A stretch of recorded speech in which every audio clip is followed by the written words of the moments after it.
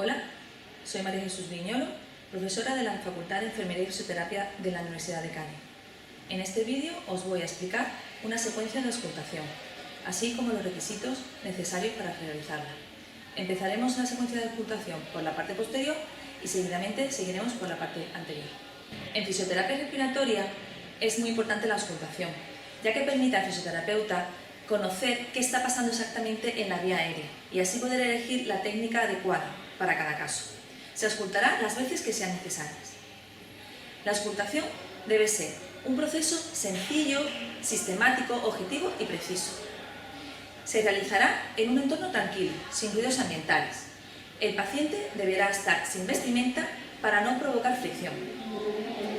La posición elegida será la sedestación, ya que en ella hay una movilidad homogénea del diafragma. Vamos a desechar la hiperventilación porque en posición bípeda el paciente, al poder hiperventilar, se puede marear y habría riesgo de caídas. Si el paciente no se pudiera colocar en sedestación, elegiremos la posición en supino para la auscultación de la parte anterior y la posición de decúbito lateral para la parte posterior. Pero utilizaremos los dos decúbitos laterales, porque el que vamos a auscultar es el infralateral, que hay más densidad, mayor ventilación y es más fácil escuchar los ruidos pulmonares. El fonendoscopio deberá de ser de calidad y, a ser posible, propio. La campana se ha de adaptar firmemente para que no haya fricciones y desplazamientos. En cuanto al patrón ventilatorio, le diremos al paciente que respire por la boca y que haga inspiraciones a alto volumen y expiraciones a alto flujo. Debemos de indicarle también al paciente que tiene que hacerlo al menos en un ciclo respiratorio en cada punto. La secuencia deberá ser siempre simétrica para poder comparar cada punto con su homolateral. Se iniciará el proceso de auscultación primero por la tráquea, pero el resto de la secuencia será desde la parte posterior y más caudal para ir adaptándonos a esos ruidos graves que son más difíciles de percibir, con lo cual empezaremos siempre por la parte posterior y más inferior y de ahí iremos subiendo.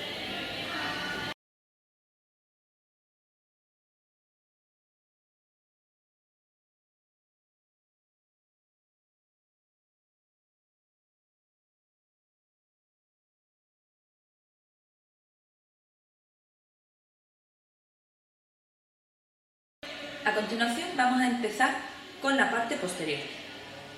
Localizaremos un primer punto que corresponde al segmento posterior del lóbulo inferior. Para ello nos situaremos por encima de la torácica décima, al lado de la columna vertebral. Seguidamente localizaremos el segmento posterior del lóbulo inferior derecho, colocando el fonendo de manera simétrica en el lado derecho.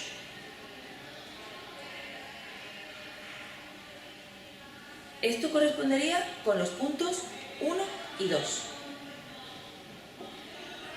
Vamos con el punto número 3, para poder localizar el segmento lateral del lóbulo inferior izquierdo, que se sitúa lateralmente al segmento posterior del lóbulo inferior.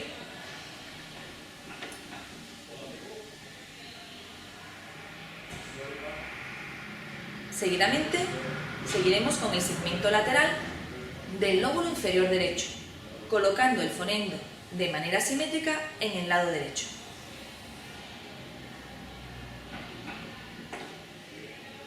Estos puntos, el 3 y el 4, volveremos a auscultarlo en la parte anterior, porque esta parte lateral es bastante amplia. A continuación seguimos con el segmento apical del lóbulo inferior. También es grande y podemos auscultarlo en dos puntos, una parte más inferior y una parte más superior. Comprende desde el vértice inferior de la escápula, es decir, nos situaremos en la torácica séptima.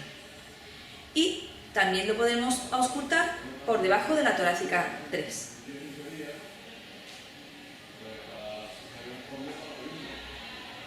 Para el segmento apical del lóbulo inferior derecho se auscultará de manera simétrica en el lado derecho.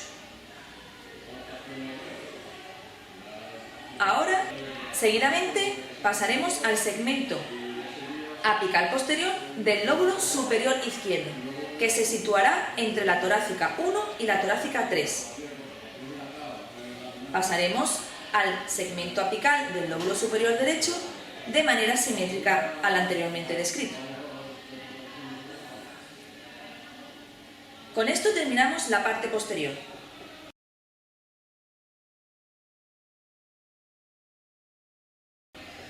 Empezamos la parte anterior.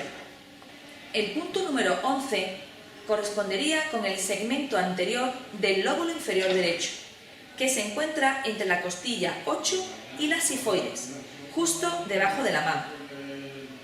El segmento anterior del lóbulo inferior izquierdo se localizará de igual manera en el lado izquierdo. Pasamos ahora al segmento lateral del lóbulo inferior derecho, que antes habíamos auscultado por posterior, ahora lo auscultaremos por anterior, y lo haremos de manera lateral al anteriormente descrito. Para realizar el segmento lateral del lóbulo inferior izquierdo, lo haremos de esa manera simétrica. Seguiremos con el segmento medio del lóbulo medio derecho, que está por encima justo del pezón y por debajo de la costilla cuarta. Lo podremos auscultar en el hombre, porque en la mujer es mal transmisor. Seguimos con el 13' y 14'.